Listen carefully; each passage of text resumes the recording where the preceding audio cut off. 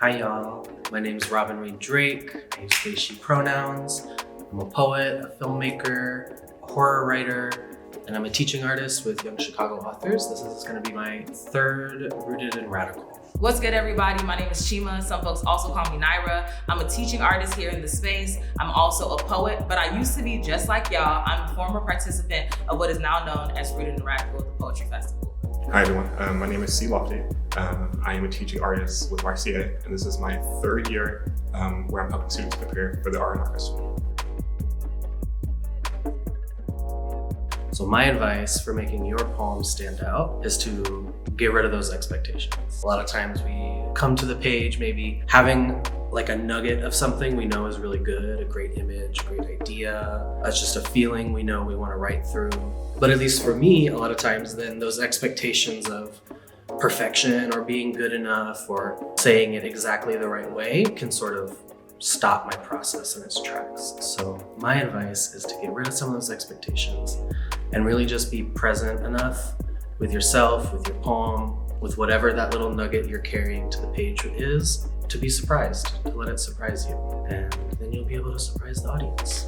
One way that I make my individual poems stand out from others is by adding some kind of repetition or adding some kind of niche reference in my own personal life. So instead of saying, instead of talking about just a church, I'll say the Baptist Church on Rosewood Avenue, which is a very specific detail of my hometown.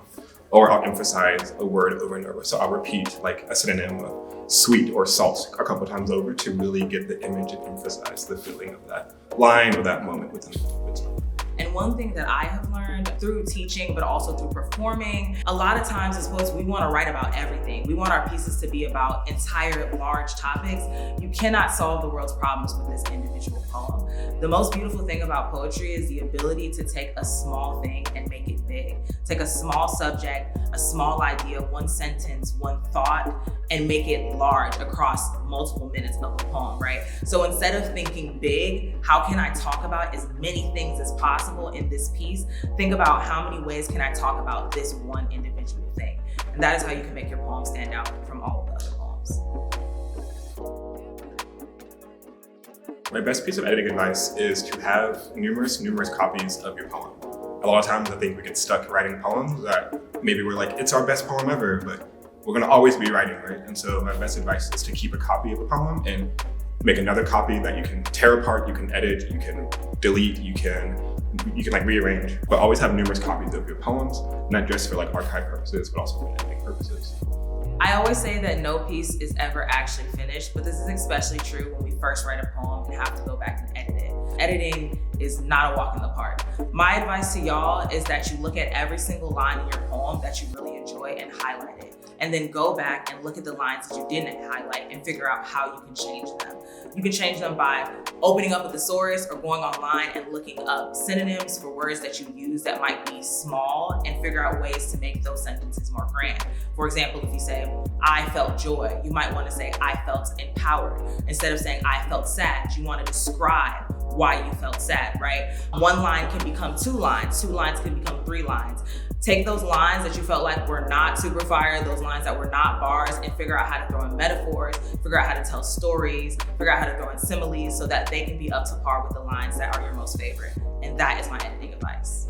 I always make a point in my own writing to go back to the very end of whatever I just wrote. And just to look at those last few lines of the poem and just look to see if I've made a little bow.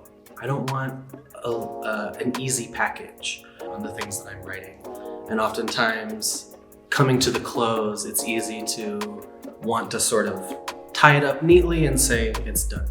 So that's my editing advice, is look back at the end. Have you taken something big and complicated, nuanced and interesting, and sort of summed it up really quickly at the end to give yourself an out? And can you untie that bow and let the audience sort of sit with the wholeness of what you just wrote?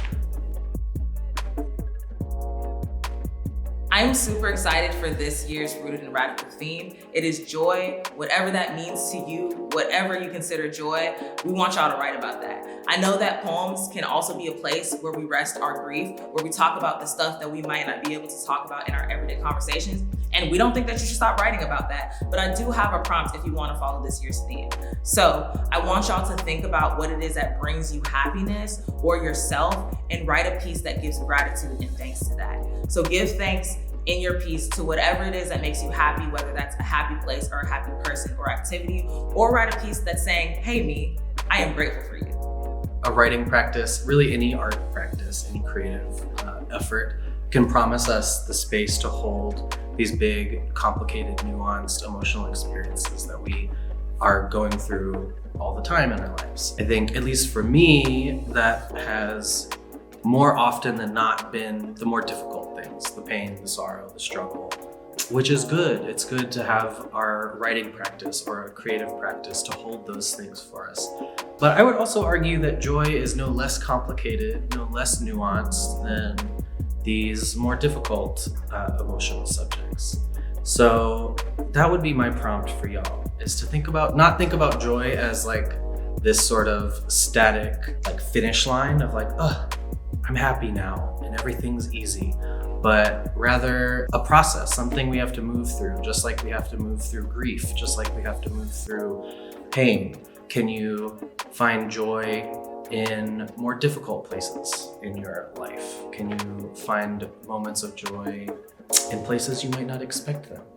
Maybe start to make a list of those and see if one of them jumps out at you as something that could be that nugget you bring to the page and sit with and allow for more space to breathe.